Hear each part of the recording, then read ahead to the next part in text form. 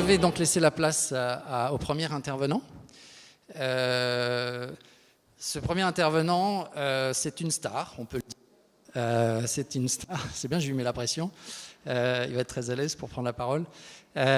Jean Massier, en fait, est un YouTuber qui a, depuis déjà maintenant plusieurs mois, voire quelques années, mais en tous les cas, vraiment est monté crescendo depuis l'année dernière. Il a presque triplé le nombre d'abonnés qu'il a à sa chaîne et qui a eu le courage de monter une chaîne. Vous avez tous entendu parler des chaînes YouTube, de ces YouTubers qui sont très célèbres et qui ont des millions de personnes qui viennent les voir. Jean a monté donc une chaîne pour expliquer la politique qui s'appelle Acropolis. Et donc voilà, on a demandé à Jean de venir raconter pourquoi il a eu envie de monter cette chaîne et puis expliquer un petit peu, comme il a une parfaite connaissance de l'univers politique et justement de l'implication de ces initiatives de démocratie participative par rapport à ce qui existe, il va vous en parler un petit peu. Je laisse la place à Jean Massier, merci.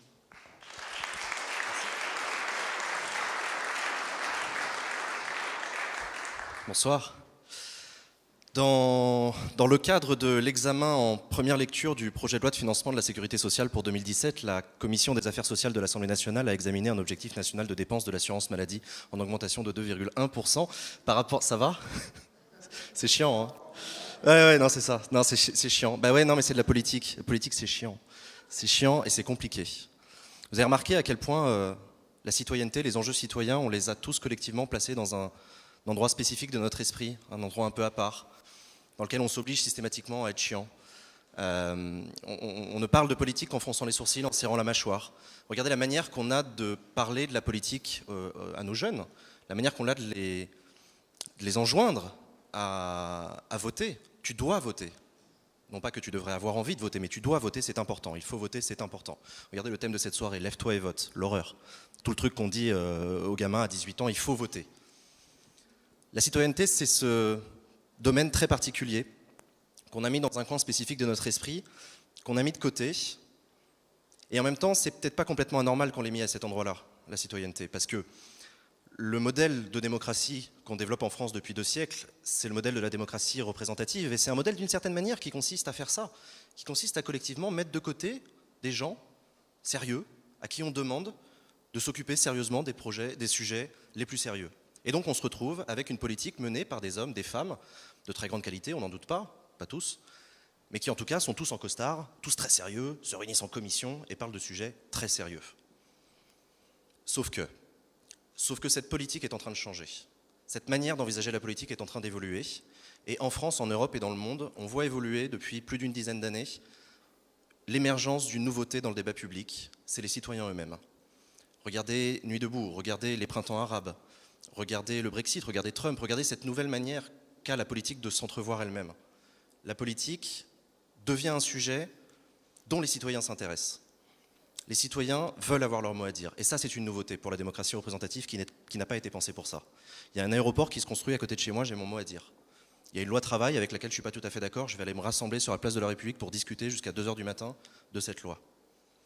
Il y a une loi qui passe à l'Assemblée, j'ai mon amendement à déposer. Cette émergence, cette transition de phase qui est en train de vivre notre démocratie, elle se fait pour le meilleur et pour le pire, mais elle s'accompagne d'une autre transition. C'est une transition médiatique. La manière qu'a la politique de se montrer à travers les médias est en train d'évoluer. Et d'une certaine manière, cette transition de phase d'une démocratie finalement trop verticale et sclérosée, on la retrouve aussi dans les médias, avec des vieux médias traditionnels, la presse, la télé, qui sont très verticales descendants. Et on voit émerger, grâce au numérique, de nouvelles manières de comprendre la citoyenneté, de comprendre les enjeux citoyens et la politique. Une nouvelle manière de suivre les enjeux citoyens, plus participative, plus inclusive, qui respecte les citoyens dans toute leur diversité. Cette politique un peu chiante et compliquée dont je vous ai parlé, je peux vous en parler longuement puisque je la connais par cœur. J'ai fait partie des petites mains de la politique, j'ai été conseiller en cabinet. J'ai travaillé auprès de plusieurs élus locaux, à la ville de Paris, au Conseil général de Seine-Saint-Denis. J'ai travaillé en cabinet ministériel, j'écrivais les discours d'une ministre. J'ai fait ça pendant des années. J'en ai vu les très très bons côtés, j'en ai vécu l'adrénaline, les choses extraordinaires qu'on peut faire en créant des politiques publiques. J'en ai aussi vu les très mauvais côtés. Et j'ai surtout vu ce drame qui est la distance, le fossé qui commence à séparer de plus en plus les citoyens, et notamment ceux de ma génération, avec cette politique qu'ils ne comprennent plus. Et puis il s'est passé quelque chose. Il s'est passé quelque chose de grave, c'est les attentats de janvier 2015, Charlie Hebdo qui a été touché. Et moi, ça m'a énormément choqué en tant que citoyen. Ça m'a rappelé que quand j'étais étudiant, j'étais un militant de la liberté de la presse. J'ai bien connu Charlie Hebdo, j'ai mené des combats avec eux. Et je me suis retrouvé en costard dans le bureau de la ministre, à pas comprendre ce que j'étais en train de foutre là. Qu'est-ce que je fais là, à l'heure où Charlie Hebdo souffre, à l'heure où toute la France se lève pour aller manifester. On ne sait pas très bien pour dire quoi, mais pour le dire très fort. En tout cas pour dire qu'il y a un problème grave. Et donc je me suis repris de plein fouet cette distance. J'ai commencé à réfléchir à tout ça, à la transition démocratique, la transition médiatique, la distance que ressent ma génération avec la politique qui n'en peut plus. Et puis j'ai cherché à monter un projet. J'ai cherché à monter un projet pour réconcilier les jeunes avec la politique, pour leur en parler différemment. Et en réfléchissant, je me suis dit, bon, qu'est-ce que nous, les jeunes, quelles sont nos habitudes de consommation médiatique sur Internet ? Et je me suis rendu compte que j'étais le premier à regarder tous les soirs des streams de jeux vidéo. Vous savez, c'est des commentateurs de jeux vidéo qui jouent à un jeu vidéo et qui le commentent. Des gens qui commentent des parties compétitives aussi. Et en fait, je me suis dit qu'elle était là, la transition de phase. Il fallait que je commente la politique en direct, comme si c'était une partie de jeu vidéo ou un match de foot. Et donc ça a été mon défi personnel. J'ai quitté la politique, je me suis lancé dans ce projet un peu fou, et en un été, j'ai monté seul dans ma chambre la première chaîne citoyenne, numérique, interactive, qui s'appelle Acropolis, et qui permet de suivre en direct les débats parlementaires de manière commentée, comme si c'était un match de foot. C'est ce que je fais aujourd'hui et ce à quoi j'occupe mon temps. Je passe mon temps à commenter la politique pour la rendre accessible. Je rends possible pour des citoyennes et des citoyens qui n'y comprennent rien et à qui ça ne s'adresse pas, d'enfin avoir les clés de compréhension du débat. C'est qui ce député qui est en train de parler, là, le mec en costard ? Pourquoi il parle de ça ? Pourquoi il en parle aujourd'hui ? Pourquoi il est énervé ? Pourquoi ils applaudissent à ce moment-là ? Toutes ces questions qu'on se pose quand on regarde France 3. D'ailleurs, on ne regarde pas France 3. Bien sûr qu'on ne regarde pas France 3, on n'y comprend rien. Ça ne s'adresse à personne, ce truc-là. Et c'est dramatique, parce que pourtant c'est vachement intéressant. On voit nos députés, nos ministres qui parlent d'actualité, c'est hyper intéressant. Et ben moi j'avais la chance d'avoir ces clés de compréhension-là, et je me suis dit, bah voilà, je vais les donner. Et donc j'ai créé Acropolis. Acropolis, c'est une chaîne qui a l'ambition d'être la chaîne parlementaire des moins de 65 ans, pas très difficile. Et d'ailleurs, on est en passe de réussir ce projet, puisqu'aujourd'hui, Acropolis représente 20 000 personnes, une communauté de 20 000 personnes, partout en France et dans le monde, qui regardent les débats parlementaires avec moi, qui regardent les meetings des candidats, qui regardent beaucoup d'émissions différentes que j'ai créées pour essayer de donner la parole, pour essayer d'inviter des personnes inspirantes. On fait une émission par jour minimum. On a monté une véritable chaîne avec une grille de programmation, on a monté des outils de discussion à travers la communauté pour permettre à chacun de se réapproprier sa politique. Et ça marche. Ça marche, ça cartonne, on réussit à faire fonctionner ce projet-là et on réussit à apporter la démonstration qu'il est possible, aujourd'hui en 2017, de réconcilier les citoyens avec la politique en l'abordant différemment. Merci.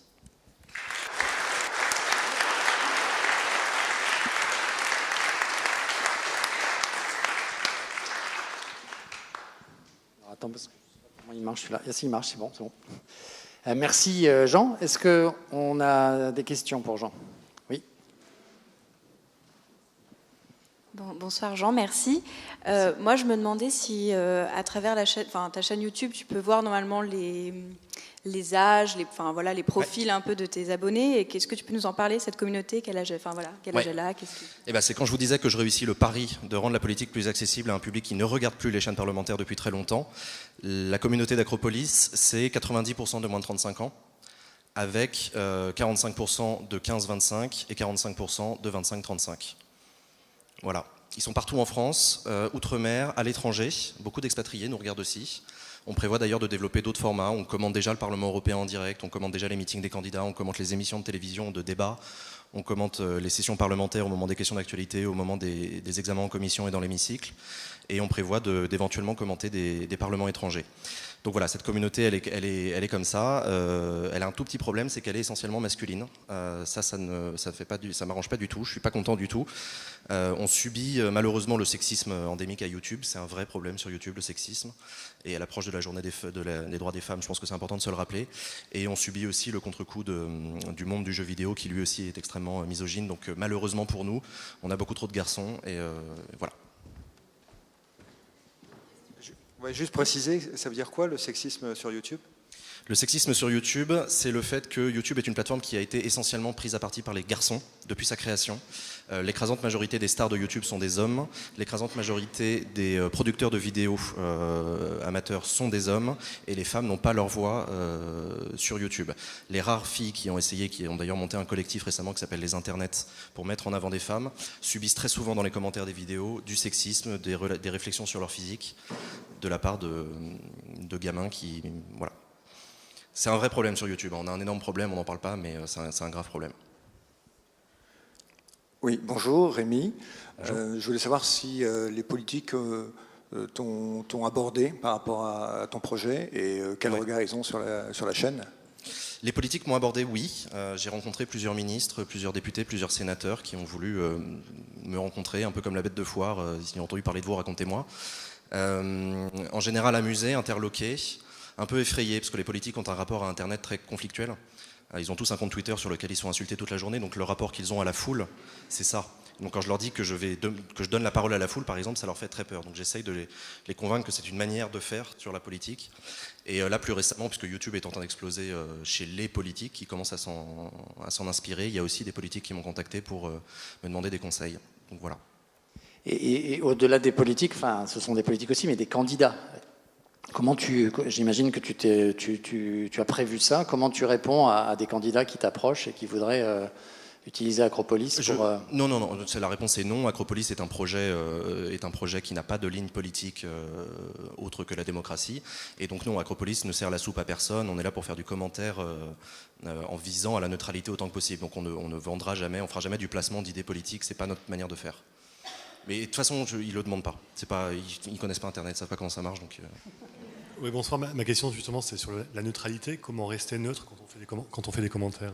Alors, la question de la neutralité, c'est une question importante. Je l'évacue assez rapidement en rappelant que la neutralité n'existe pas et que je n'ai pas la prétention d'être neutre. Par contre, j'ai la prétention d'être sincère dans la démarche. C'est pas tout à fait pareil.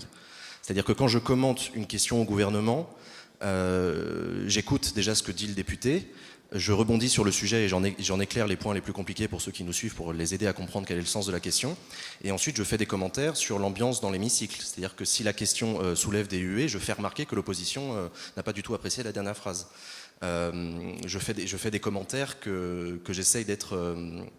qui n'ont pas de couleur politique. Je ne suis pas là pour ça. Je suis un animateur d'émission, de la même manière qu'un commentateur de match de foot n'a pas de parti pris entre les deux équipes. Et quand il y a une belle action, l'action est très belle et il le dit. Voilà, quelle que soit l'équipe qui l'a fait. Mais moi, c'est pareil. D'autres questions ? Jean, j'avais encore une question en allant. Est-ce que tu... J'ai perdu ma question. Bon, ben, voilà. Ah oui, c'est pas à toi de les poser les questions. Non, mais j'en avais une qui me passait, là, et j'ai perdu. Bonsoir, Bonsoir. Sophie. Et moi, je voulais savoir comment est financé, quel mode de financement vous avez pour vivre. C'est une excellente question. Je vous remercie de me la poser, monsieur Alcabache. Le projet n'est pas financé. Le projet n'est pas financé. Je suis au chômage depuis 1 an et demi. J'ai tout plaqué, j'ai tout claqué d'ailleurs pour créer ce projet qui n'a pas de modèle économique à l'heure actuelle. Je cherche à développer un financement participatif, mais je m'adresse à une communauté de gens très jeunes qui n'ont pas de pouvoir d'achat et qui de toute façon ne le mettront pas dans de la politique.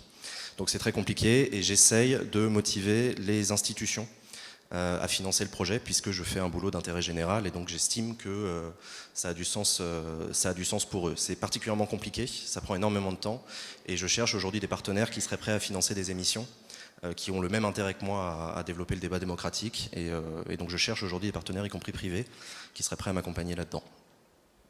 Jean, j'ai retrouvé ma question.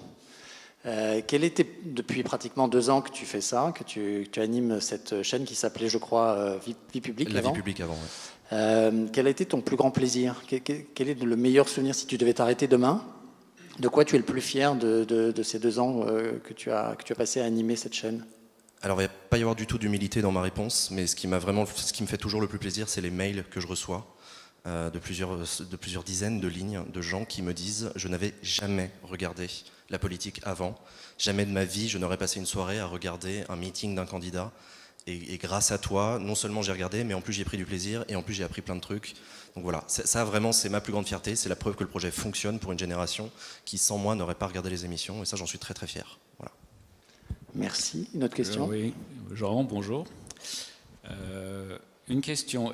J'ai pas tout à fait compris si tu broadcastais des vidéos existantes de débats, de meetings, etc., ou si tu faisais tes propres contenus.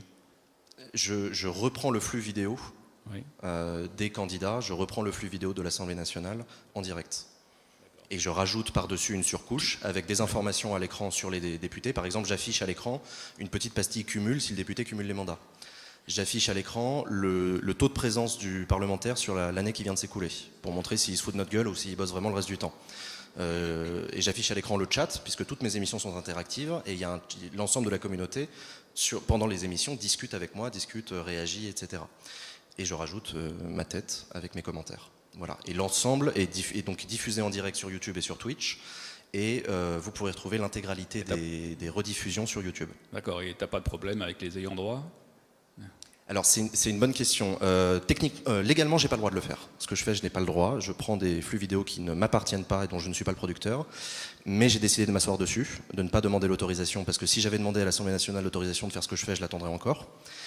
Et j'estime que l'intérêt général que je poursuis avec mon projet justifie le fait que je reprenne sans demander l'autorisation.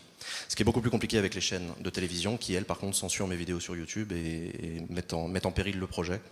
Donc voilà, quand je diffuse en direct une émission de télévision en reprenant son flux, là je suis dans l'illégalité et je me mets en danger avec ça. Voilà. Donc il faut être un petit peu rebelle en fait. Hein. Ah oui, carrément. Merci. Une dernière question. Ah non, une dernière, pardon. Bonsoir. Bonsoir.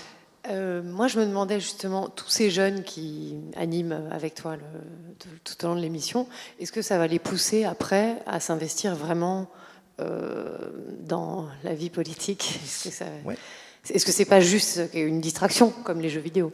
Alors, c'est pas très grave si c'est juste une distraction, parce que autant distrayant que ce soit, ça les amène quand même à regarder. Et même si on passe des bons moments sur Acropolis, et c'est très important pour moi qu'on passe des bons moments, au moins on apprend des trucs même sans s'en rendre compte. Donc ça c'est la première chose. Et la deuxième chose, c'est que je dis toujours à ma communauté que je ne suis pas là pour leur faire aimer la politique. Si la politique n'est pas aimable, c'est pas de ma faute. Je suis là pour leur montrer la politique telle qu'elle est, telle qu'elle existe et telle qu'elle fonctionne. Je ne leur donnerai jamais des consignes de vote évidemment, et je ne les inviterai même pas à voter. S'ils veulent s'abstenir, c'est pas mon problème. Ils font ce qu'ils veulent, j'essaie juste de les outiller pour qu'ils puissent construire leur propre opinion, quelle qu'elle soit, avoir des éléments pour leur propre opinion, et éventuellement, si possible, battre en brèche certains clichés qu'ils peuvent avoir, les faire réfléchir, y compris sur leurs propres opinions, leur apporter l'opinion contraire, voilà. Est-ce que ça les met en mouvement? Moi, de ce que je vois, oui, ça les met en mouvement, ne serait-ce que parce qu'ils reviennent à chacune des émissions. On a un taux de retour qui est extrêmement important. Les gens qui découvrent notre chaîne reviennent le lendemain, puis le surlendemain, puis la semaine suivante, ils s'inscrivent, ils likent, et donc ils font partie de la communauté très rapidement. Et ensuite, on a lancé un serveur vocal sur lequel les gens peuvent aller discuter. Et tous les jours, il y a au moins une centaine de jeunes qui discutent de politique sur ce serveur-là. Et pour la plupart d'entre eux, c'est la première fois de leur vie qu'ils discutent de politique. Voilà. Merci beaucoup, Jean. Merci.